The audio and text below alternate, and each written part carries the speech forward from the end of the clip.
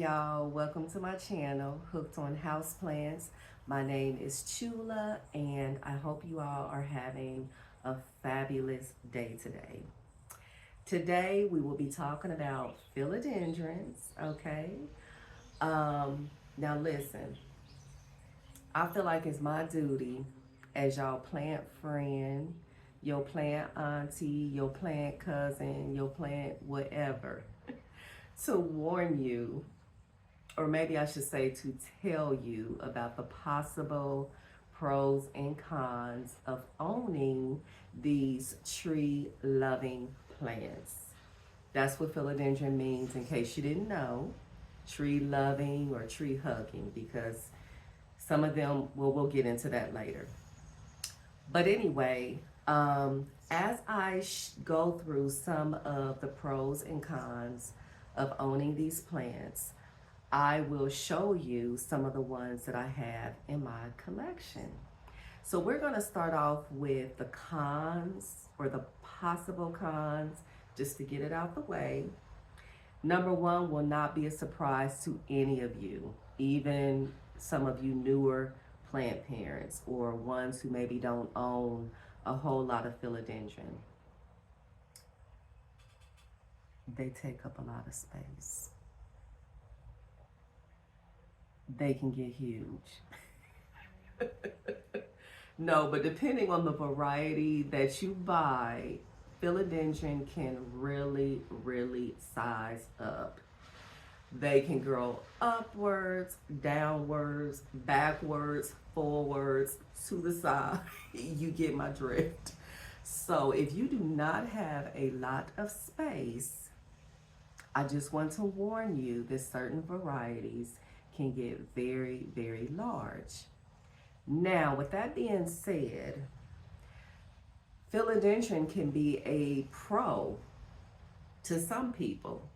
If you have a large house or a living room with a high ceiling, philodendron could be that statement piece that you're looking for. Because some of them can grow very tall, as you will see. So for those who have the space, that may not be a con for you. But for me, it is a con because I don't have a lot of space. So I'm going to show you some examples of philodendron that I have that are very large and that can take up a lot of space. Now, there are some, if you've been watching my channel, you know that I have downsized a lot, okay? And the majority of the plants that I sold or got rid of were philodendron. I am going to link my philodendron part 1 and 2 collection videos above if you want to go back and watch those and just see how large my philodendron collection used to be, okay? And I'm also going to link some shorts that I did on some of my larger philodendrons, like the Jose Bueno, which I no longer own. So yeah, I will link those if you want to go back and watch those. But we're going to get up now and I'm going to show you some of my larger philodendrons so you can see what I'm talking about. All right, come on. Okay, y'all, so number one, this is the Mayo Eye. Now, this plant is not as full and luscious as it used to be because I made the mistake of moving this plant and had the nerve to move it inside of my house. This plant did not like that and it started yellowing. The leaves started yellowing. As you can still see on some of the leaves, the tips are yellowing. But when I cut it back, and this happens with a lot of plants, it has been like recuperating those leaves that I cut off. Like here's a new one, unfurling. This is a new growth point that has attached to this wall over here. There's another growth point. There is another one down here, right there. There's another one right here. Where else? Oh, right here. See, y'all, don't be afraid to cut your plants if you need to, because they will grow back. Here is another growth point. So as you can see, even though I cut this plant, it still is like, here's another growth point. And here's another new leaf unfurling, another, and here's another growth point. So this is a very, very large philodendron, as you can see, but it's also very beautiful. And if you have the space, it can really, really be a beautiful statement plant. I have had this plant for probably about 2 years, so I have had it for a while. And this is one of the plants that I still have growing in a chunkier soil mix or potting mix.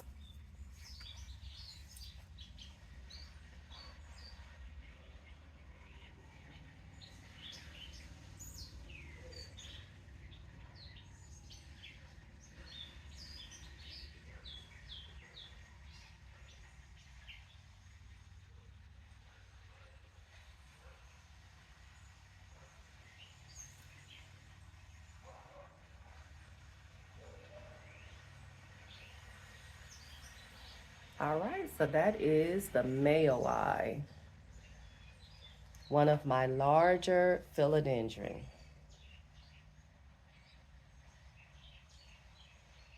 Okay, while we're over here, because this is another possible con that some people have encountered with philodendron, are the extra floral nectaries. And this is what they look like.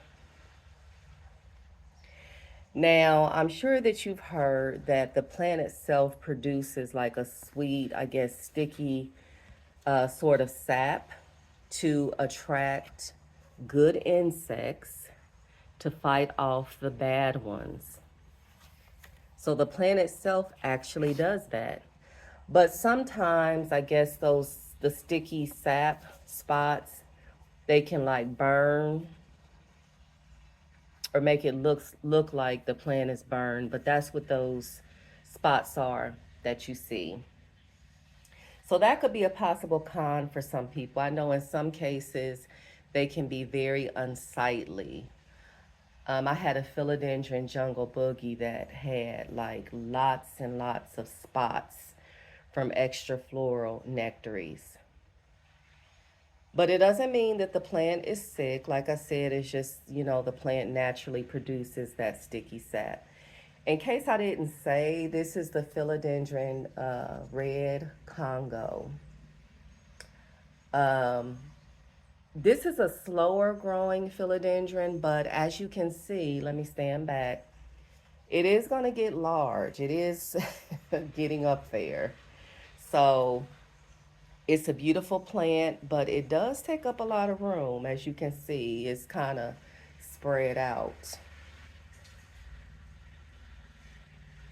But what I try to do that has kind of helped a little bit with the extra floral nectaries is I like to rinse my plants off if at all possible. I don't rinse this one off as much as I would like, or the male eye. You can kind of see why.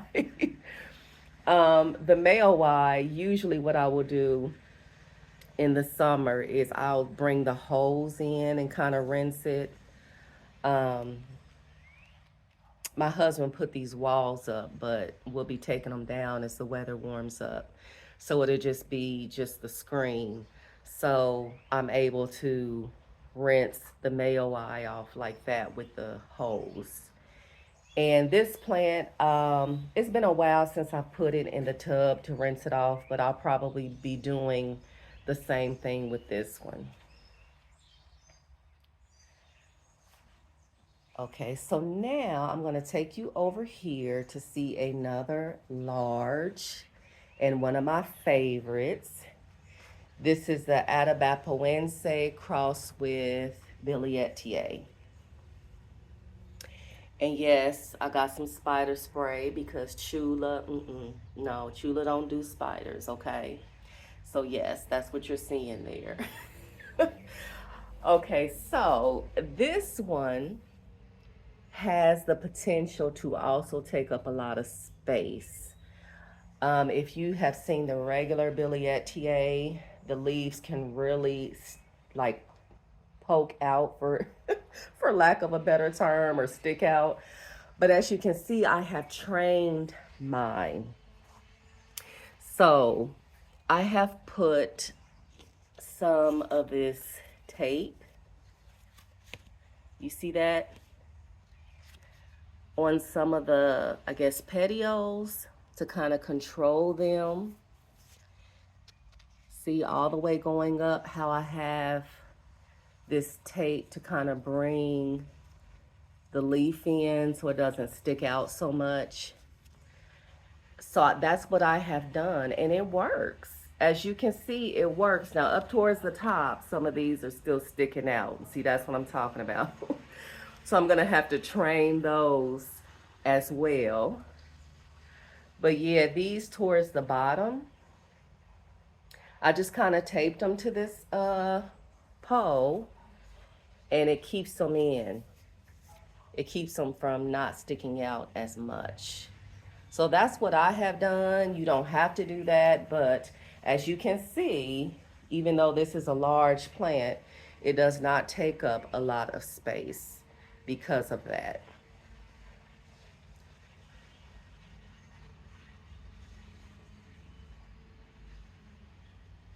So this is the Billietier cross with Atabapoense, one of my favorite philodendron. You will hear me say that a lot.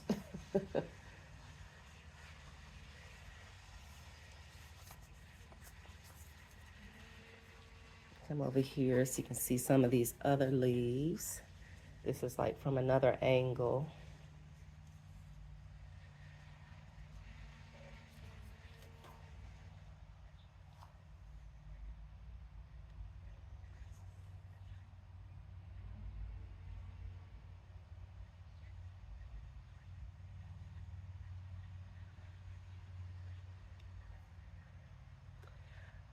Okay, so I'm going to take you over here to see another one of my favorite philodendron. Y'all know I'm going to show it. Y'all knew from the beginning that I was going to show this plant. So you know, you should even be surprised. This is the Spiritus Sancti. And you can see what I'm talking about. Now you see how this petiole is just sticking out like that? And this one too. So slowly but surely, I'm trying to do the same thing that I did with the Atabapoense cross, but I need some more tape. But I've kind of tied the petioles to this little bamboo stake to kind of bring them in some. Um, Actually, I could bring this up a little more, and you see how it raised, you see how it raised the leaf a little bit. So yeah, I'm gonna do the same thing with this one, because I know that this is another one that can reach out and take up a lot of space. But it's nicer because I do have it hanging, so it doesn't take up that much space, but still the petioles are really reaching on this plant.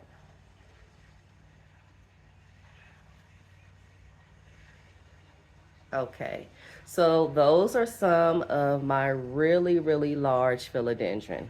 All right.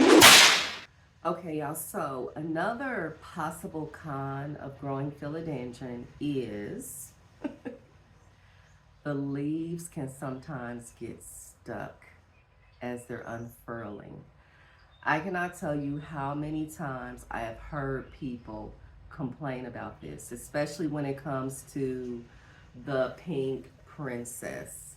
I think that's one of the philodendrons that's the most notorious for stuck leaves. Yes, mine gets stuck leaves. It does not bother me that much because I know how to help them out. Um, I think I did a short, or I think I showed you in a previous video. I'll try to find it, of how my male line leaves, because they're so large and it's just a lot going on when they're trying to unfurl, they get stuck a lot.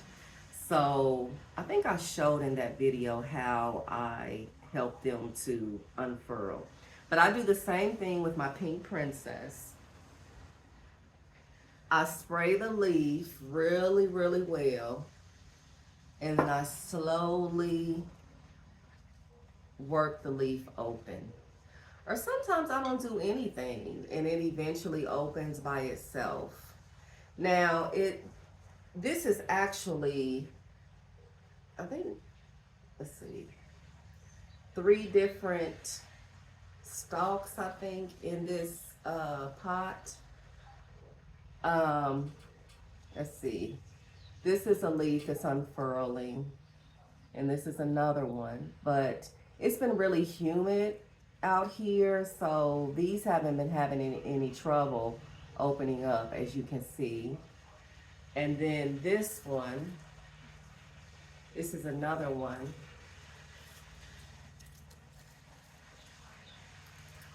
That is opening up, another leaf right there. And then up here at the top is another leaf that's unfurling. So yeah, I'm not gonna lie, my leaves get stuck too.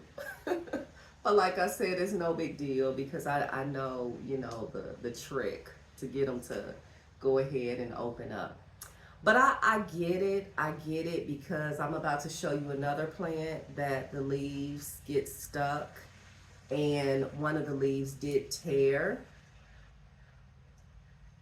But let me let you get a good look at this beautiful pink princess. I don't show this plant a lot, but I really do like it. It has decent variegation. I mean, it's not nothing to write home about, but you know, it has nice splashes of pink in the leaves. Okay, so that is my pink princess. Now, this is a newer philodendron. This is the Esmeraldense. And it came to me with, I think, 4 leaves. This is a slower growing philodendron, at least for me. So it came with this leaf, this one, I think, and this one. So this one, as you can see, the leaf tore as it was unfurling. Now, but this one, this is the newest leaf, and it did fine. But like I said, the humidity out here has been, like right now, it's 74%.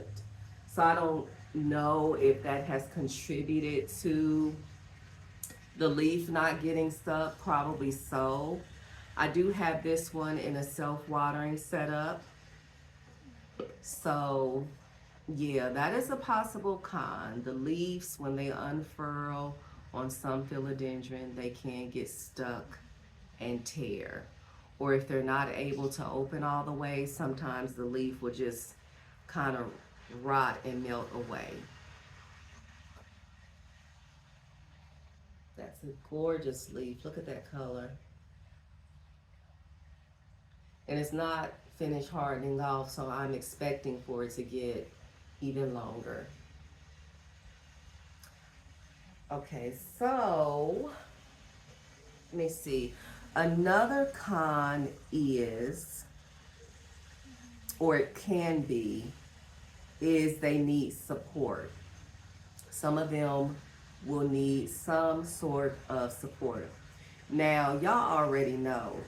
You already know, if you've been watching my channel, that Chula don't fool with no mouse pose. I'm not going to do it. I don't want to do it.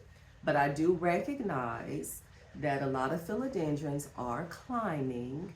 A A lot of them they're, I guess, epiphytic, you know, and in nature they attach to trees and they kind of grow upward. So they like to climb, and I do realize that. So as you saw with my pink princess, I do have a stake. Also, this is the majestic. I really didn't want to show this one yet because I wanted, let me show you another one first. Y'all, I know y'all like shooting all over the place. Okay, so this is my strawberry shake. And this one is kind of, it has like large inner spatial nodes. I think that's how you say it. Or there's a large space between each petiole. So I really don't like that, but you know, it's no big deal. But as you can see, I do have this one on a stake. And she's growing up there. That is the newest leaf. Look how pretty that coloring.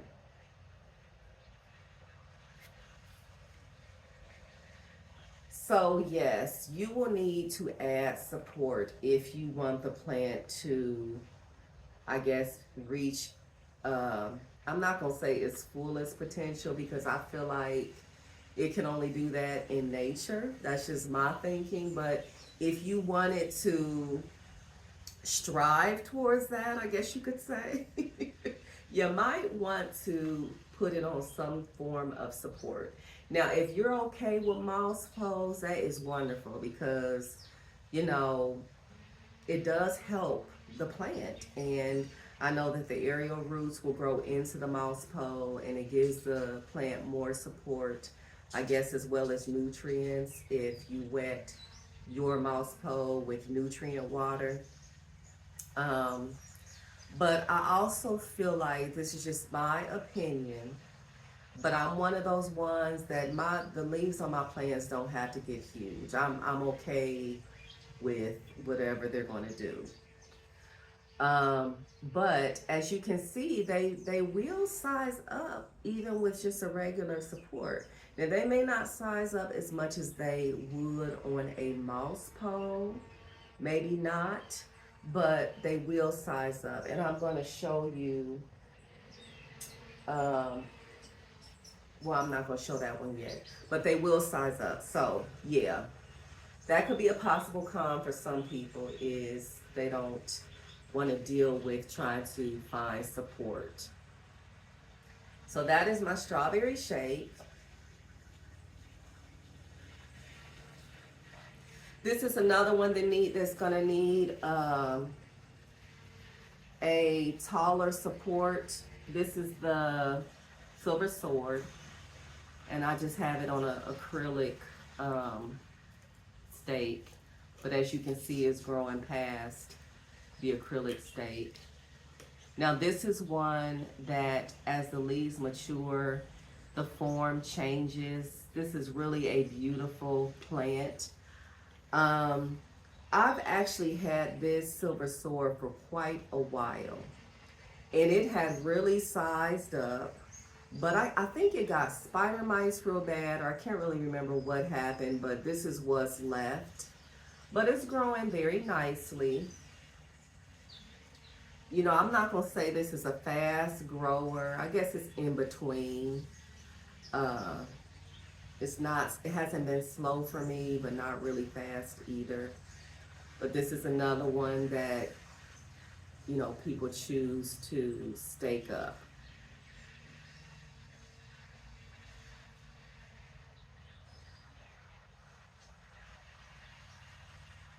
Silver Sword. This is a plant that I see in a lot of people's collections. Okay. Now, another complaint that some people have are some philodendron can be on the difficult side. But you're going to find that in any genus of plants. There are just some plants in certain particular plants within the genus that can be harder to grow. One of such that, if you have been following me on my journey with this plant, this is the varicosum. Now I'm going to link the video of when I did the unboxing on this plant. You all chose for me to, or you voted, and this is the plant that won. The contest was between the varicosum and the melanochrysum, and the majority of you voted that you wanted me to try to grow the varicosum. Okay, so yes, this is one that I've heard like pretty much across the board can be a very, very difficult plant to grow. I have been rinsing this plant off religiously. I'm always checking the leaves because I know that this is one that is prone to spider mites. I have it growing in pond right now, and it seems to be doing very well. So we'll see. It's another leaf about to open up. So yeah, this is the varicosum. Now, with that being said, there are many hybrids of the more difficult plants that are easier to grow. Case in point, the majestic. As many of you know, this is a cross between the varicosum, the one I just showed you, and is it the soderoy? I think it's the soderoy. I'll put it on the screen if I'm wrong. But this has been a relatively easy plant to grow. I do have it in self-watering. And as you can see, this is an example of a plant that is just on a regular stake. It's not on a moss pole. But as you can see, what are the leaves doing? They're sizing up. You see that? And this is not on a moss pole. But I don't know, maybe the leaves will be bigger, even bigger than this if they were on a moss pole. I don't know. And I really don't care, to be honest. I'm fine with the growth of this plant. This is the leaf before the last one, so you can see how large that one is. And then this is the one that just opened up, and it has not hardened off completely, but as you can see, it's going to be a large leaf.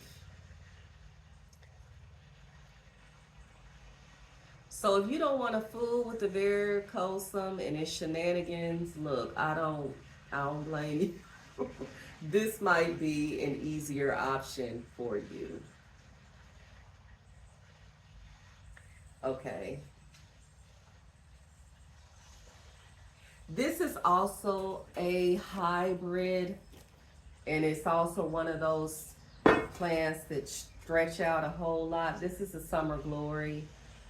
This is, I think, the gloriosum, and I can't remember. I'll put it on the screen.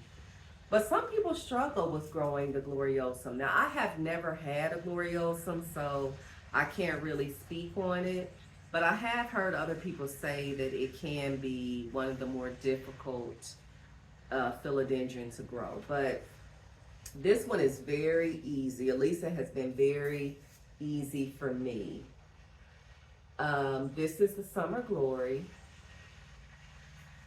But as you can see, this is another example of how philodendrons can really stretch out and take up a lot of space.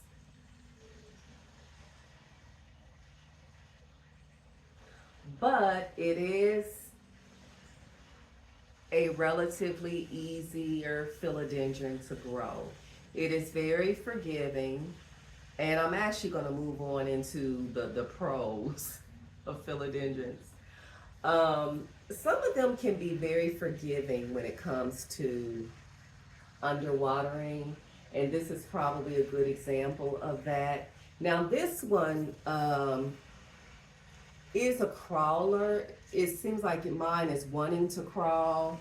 And that could be something that some people don't care for, are the crawling varieties. Um, but like the pasta sanum crawls and the mame, I think it's pronounced, I think that's a crawler.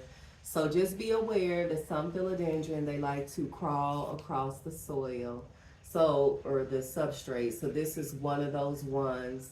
But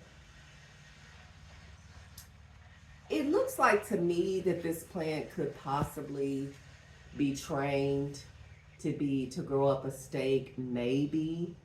I don't think I've seen anyone grow it that way, but that doesn't mean, of course, that some people don't.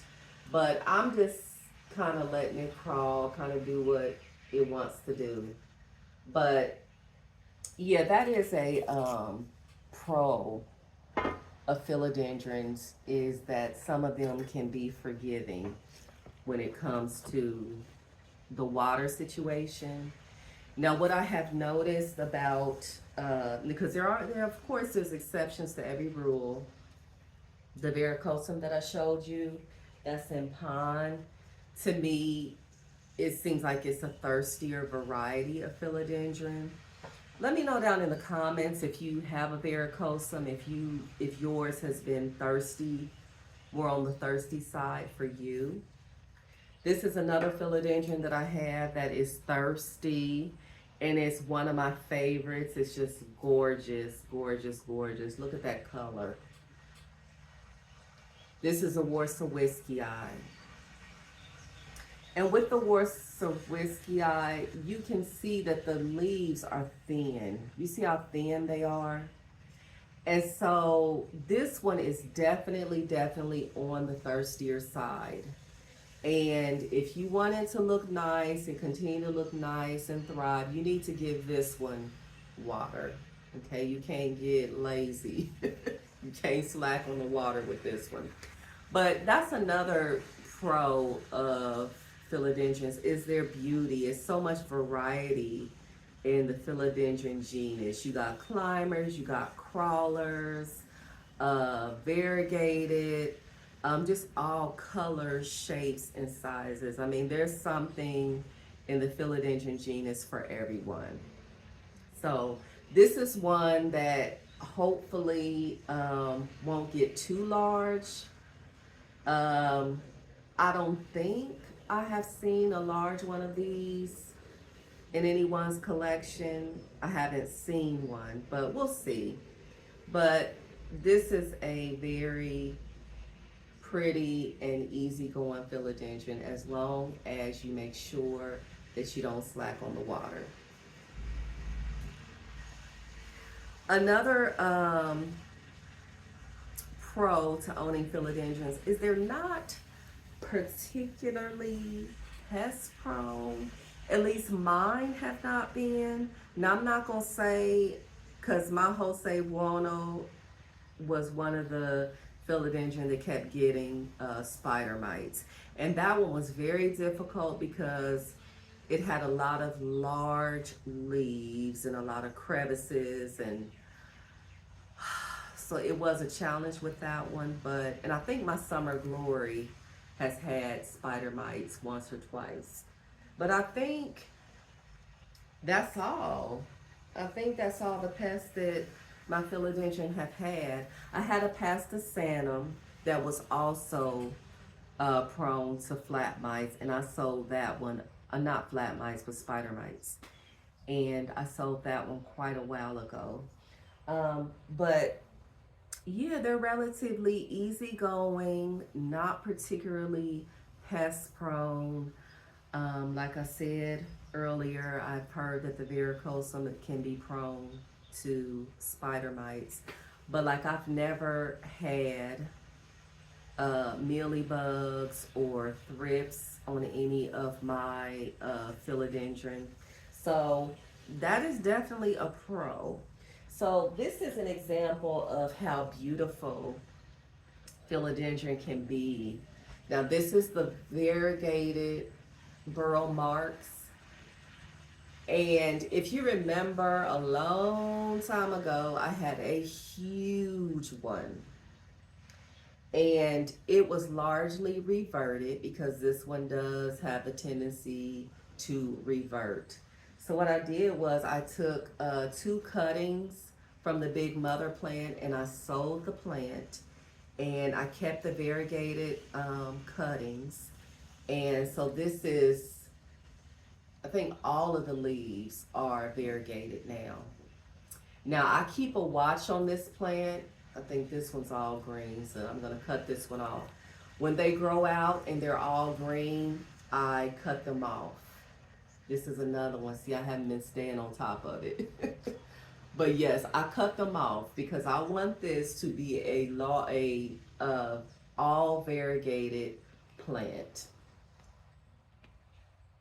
And see how some of the leaves are just all that very pretty neon color. And this is a very easy going plant, y'all. This has been a very easy plant for me to grow. And look how beautiful it is. Look at that variegation.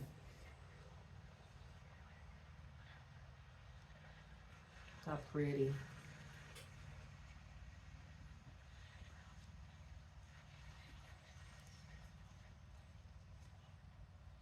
So yeah, if you're looking for a relatively easygoing plant genus that has lots of variety, then philodendron definitely will fit or check that box. Now this is another one that I really don't show a lot. This is the gigantium. I think it's also called the blizzard. But it is kind of stretchy. But this is another very easygoing philodendron, and it's beautiful. Look at that variegation. And this is stable. This variegation is stable, if I'm not mistaken. So I don't think you have to worry about this plant reverting. So that is definitely a pro, that you do have some philodendron that have beautiful variegation that doesn't revert.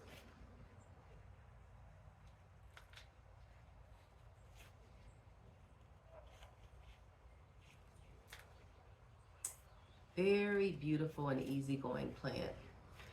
So I think that is it, y'all. That is all my philodendron. I have not counted them.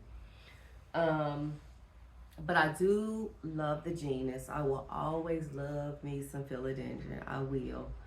I recommend that if you don't have any, that you go get you one or two, but just keep in mind the space. If you have space constraints, you want to be very choosy about which ones you decide to grow.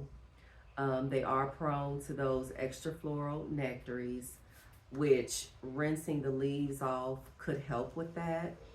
And rinsing the leaves off in general can help prevent a lot of things.